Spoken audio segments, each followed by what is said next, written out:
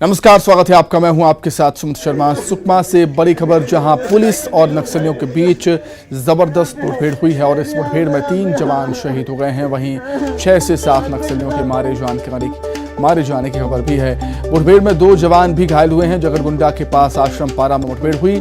PLGA नक्सलियों से मुठभेड़ हुई है। सुरक्षा बलों की जवानों की SP सुनील शर्मा ने घटना की पुष्टि की।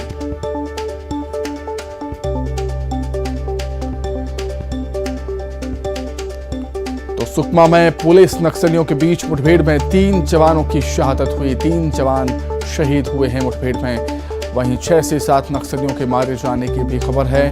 मुठभेड़ में 2 जवान घायल भी हुए। जगरगुंडा के पास आश्रम पारा में ये मुठभेड़ हुई। PLGA नक्सलियों से ये मुठभेड़ हुई है। SP सुनील शर्मा ने घटना की पुष्टि की है।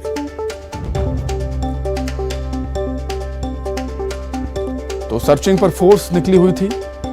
सर्चिंग पर जवान निकले हुए थे, तभी नक्सलियों ने हमला कर दिया और दोनों तरफ से जबरदस्त फायरिंग हुई। पास के गांव में गोलीबारी और बम की आवाज भी आई थी और इस घटना में 6 से 7 नक्सलियों के मारे जाने की खबर है। वहीं 3 जवान शहीद हुए हैं।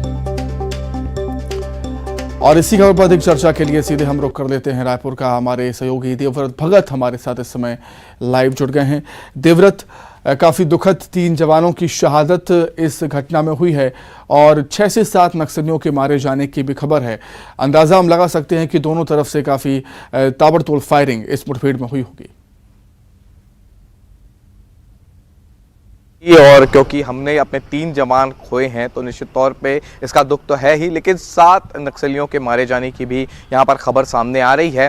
और हमारे जो कुछ जवानों के घायल होने की भी बात थी और उन जवानों को जो है रायपुर रेफर किया जा रहा है और किसी भी वक्त उनको हेलीकॉप्टर से रायपुर लाया जा सकता है। रही बात नक्सल घटनाओं की, तो पिछले 2-3 सालों में नक्सल घटनाओं पर एक तरह से विराम लग गया था, लेकिन हाल ही के दिनों में लगातार एक के बाद एक नक्सल घटनाएं हो रही है। पहले बस्तर में 3 BJP नेताओं की हत्या जो है वो नक्सलियों ने की।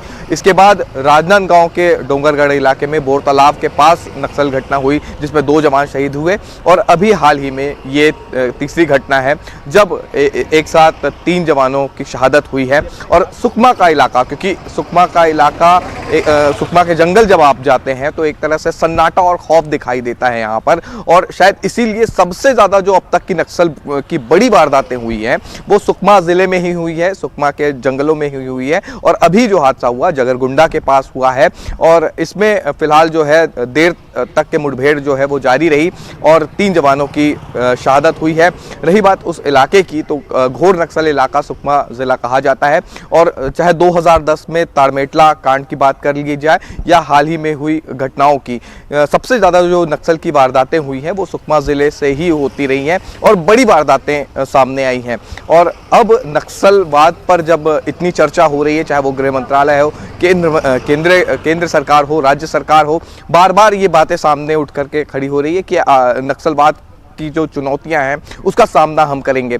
लेकिन पिछले 3 सालों में तो बड़ी वारदातें नहीं हुई। एक तरह से ऐसा कहा जा रहा था कि नक्सल गतिविधियों पर विराम सा लग गया है, लेकिन हाल ही के दिनों में जो घटनाएं हो रही हैं उससे तो अब सवाल यही उठता है कि क्या केंद्र और राज्य के बीच तालमेल नहीं बैठ पा रहा है, या फिर फोर्स का कोई जो कोऑर्डिनेशन है वो सही तरीके से नहीं है, या फिर किसी भी तरह के इंटेलिजेंस का फेलियर है। क्योंकि जो फोर्स के जवान थे वो सर्चिंग के लिए निकले हुए थे और सर्चिंग के दौरान ही इतनी बड़ी जो वारदात है वो हुई। हालांकि जो हमारे जवान हैं उन्होंने भी डट कर के मुकाबला किया, सामना किया और यही वजह है कि 6 से 7 नक्सलियों के मारे जाने की खबर सामने आ रही है। फिलहाल ये देखना है कि अब राज्य सरकार इसमें आगे क्या कुछ कदम उठाती है, क्योंकि कई दौर की बैठकें हो चुकी हैं, गृह मंत्रालय के साथ बैठकें हो चुकी है। खुद गृह मंत्री अमित शाह जब भी यहाँ पर आए थे तब उन्होंने भी नक्सलवाद को लेकर के यहाँ के अधिकारियों से चर्चा की है, मुख्यमंत्री से चर्चा की है। लेकिन पिछले 3 साल जो शांति से गुजरे उसके बाद के अभी के ये जो नया साल है निश्चित तौर पे ये सरकार पर आने वाला है। 3 जवानों की शहादत को पूरा देश आज नमन करेगा देवव्रत, लेकिन नक्सलियों को भी भारी नुकसान यहाँ पर हुआ है क्योंकि 6 से 7 नक्सली इस मुठभेड़ में मारे गए हैं। बहुत धन्यवाद आपका देवव्रत जुड़ने के लिए।